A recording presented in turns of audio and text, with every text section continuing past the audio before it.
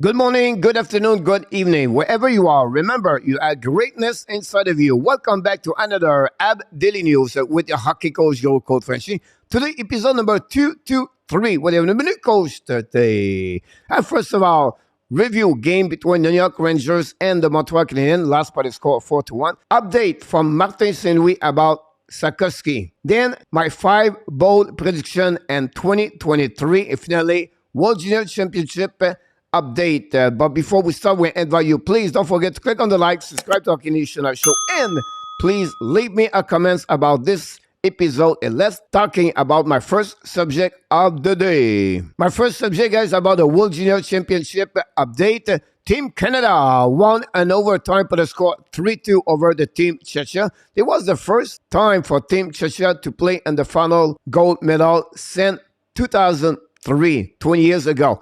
But again, it's a goal and overtime of the number 11, Dylan Quanter, assisted by Joshua Roy. What a pass by Roy to Quanter to get the goal-winning game. It was his second goal of the game and the player of the game, honestly, for Team Canada. Joshua Roy finished with a total of 11 points. Great performance for the number 9.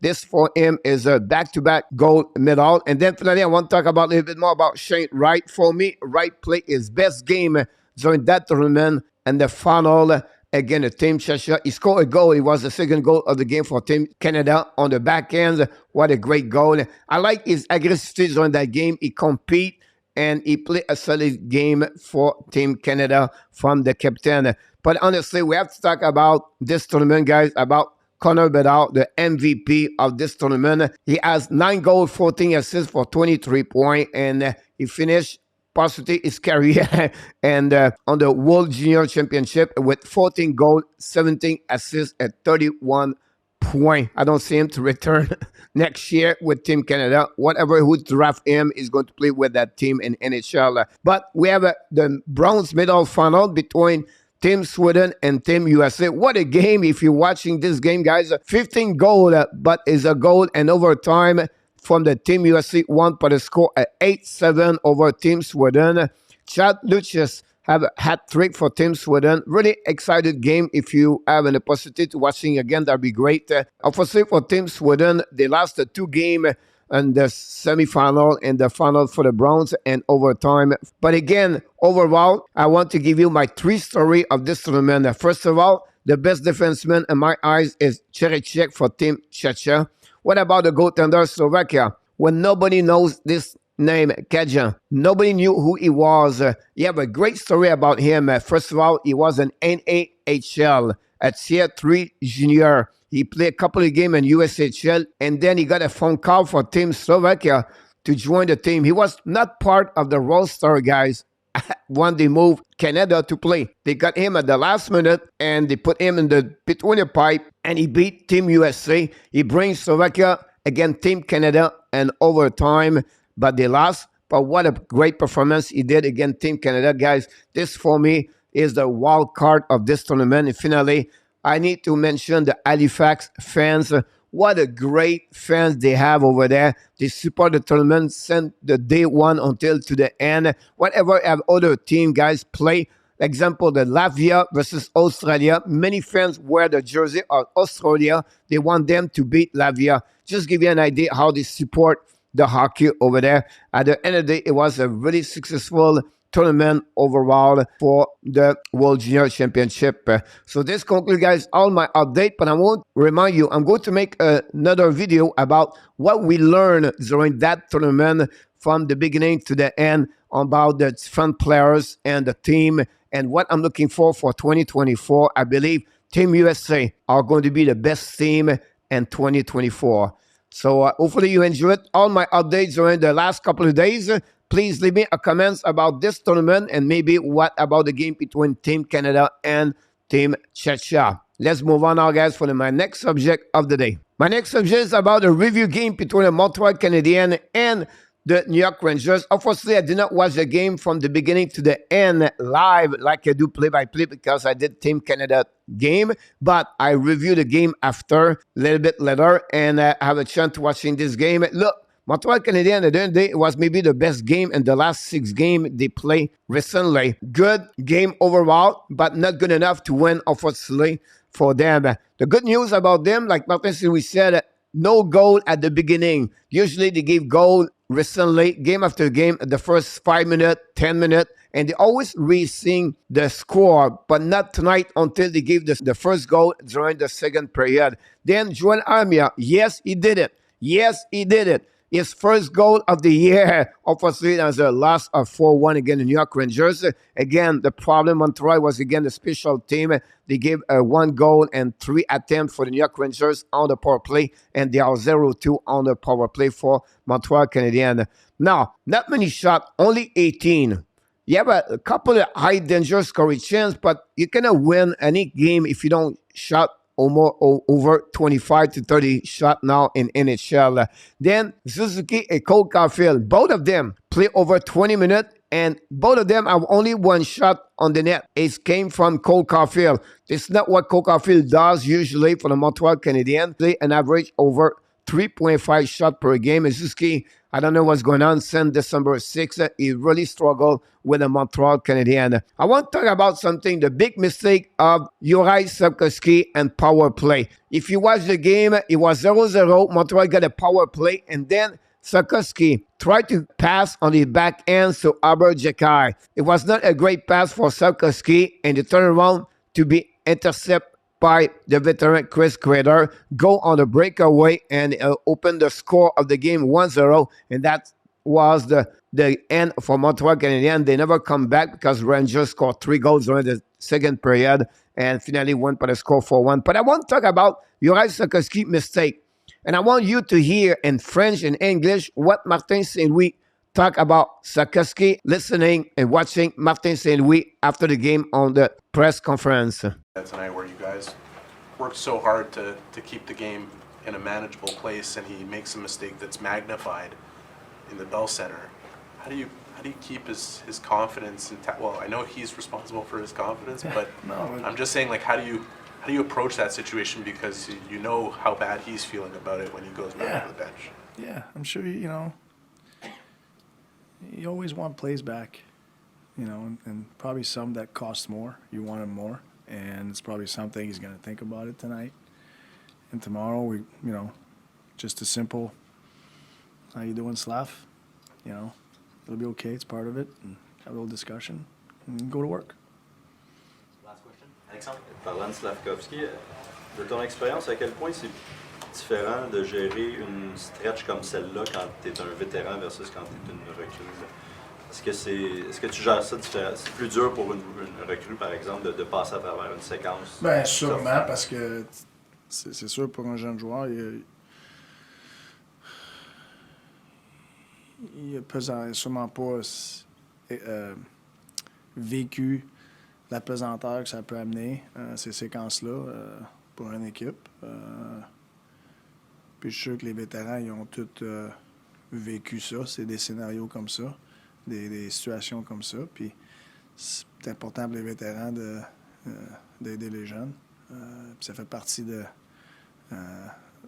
la progression d'un joueur. Comme tu parles tout le temps, moi je le dis toujours, tu peux pas acheter ces répétitions-là. Puis c'est quelque chose qu'il va apprendre. Puis il va sûrement être dans le même scénario bientôt. Puis peut-être qu'il va faire plus attention. Puis si ça aurait marché, cette affaire-là, ben, peut-être le prochain scénario, il ne fait pas aussi attention. Fait que ça fait partie de grossir comme un joueur. You have to love Martin St. Louis, guys. He always find a way to be positive about everything happening to any players or the situation with the team.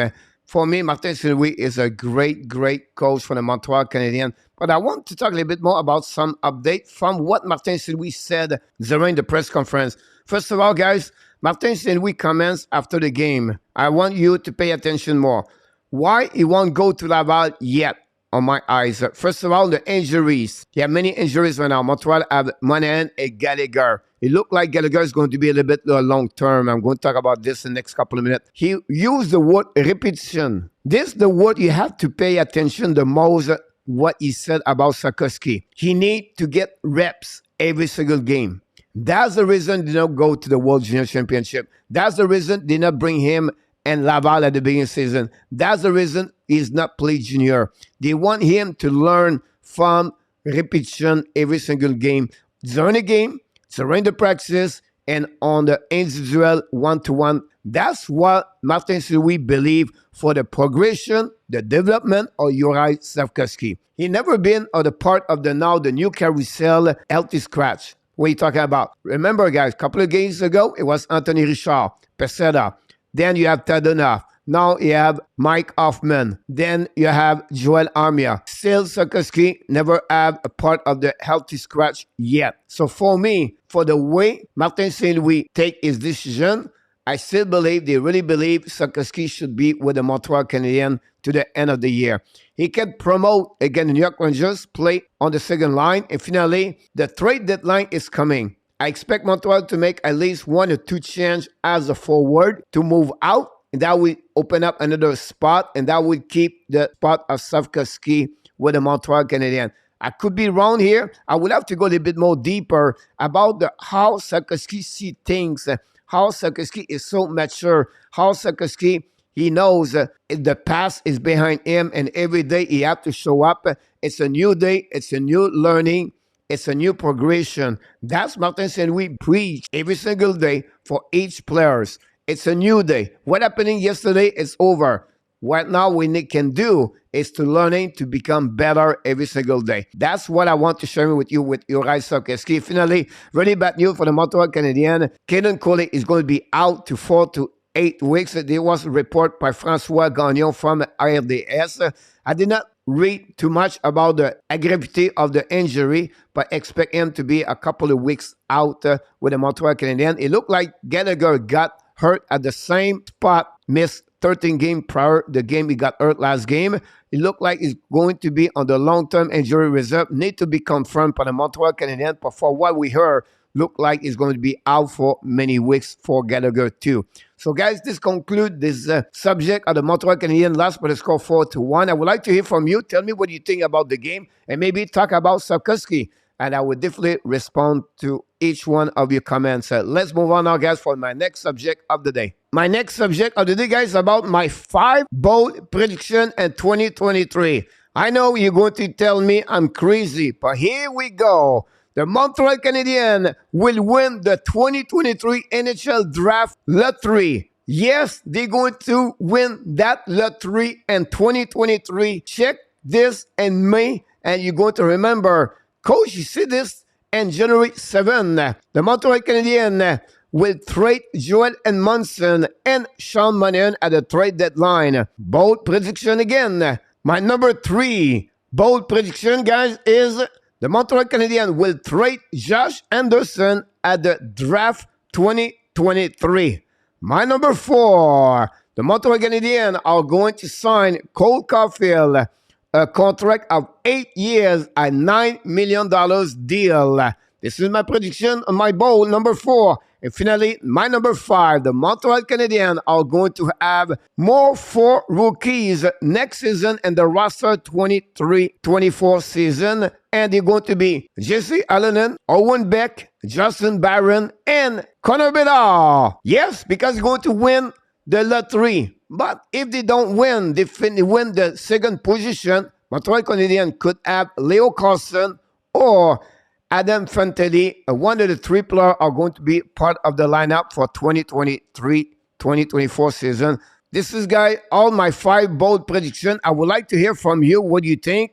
And please leave me a comment. It does conclude, guys, all my subject for this episode 223. Hopefully you enjoyed, guys. We talk about the World Junior Championship, the Montreal Canadiens lost against the New York Rangers, the update about Juraj Slafkovsky, and finally my 5 bold prediction of the Montreal Canadiens 2023. I would love to hear from you. Leave me a comments about this episode, and finally click on the likes, subscribe to our Canadian show, and you can become member of this channel. It's only $1.99 per month. Yes, $1.99 only. That will helping us to grow and support the Hockey Nation Live Show.